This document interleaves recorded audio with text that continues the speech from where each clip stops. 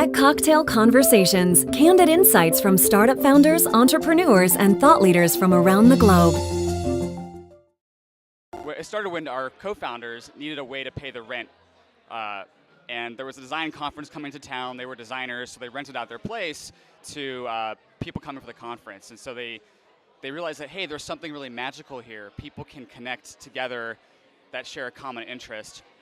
And they started meeting more customers and meeting more customers, and it's kind of solving their needs, and it sort of grew.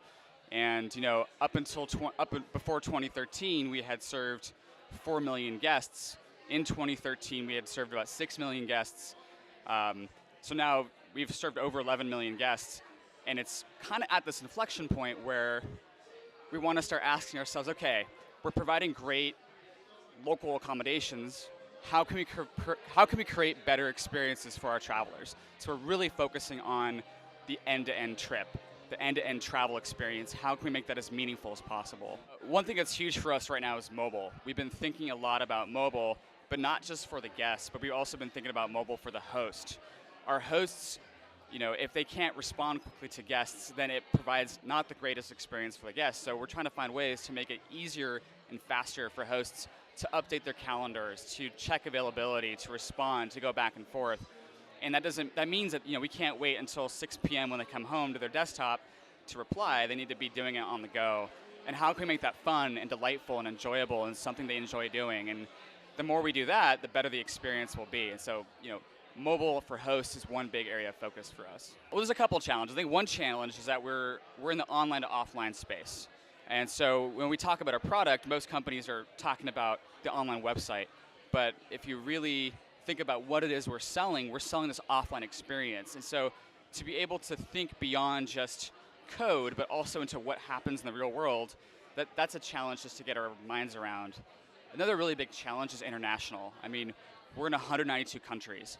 Most of our business is not American. Like, we are serving people from all over the globe, and most of our trips will cross country borders. So one of the things that we're really thinking about is how to facilitate this kind of cultural exchange.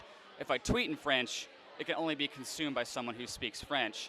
But if I have an Airbnb in Paris, chances are I'm hosting someone from Japan, I'm hosting someone from Italy, hosting someone from the United States. And the site needs to feel both very local to me in France, but also has to be sort of conveying that it is a very global mission.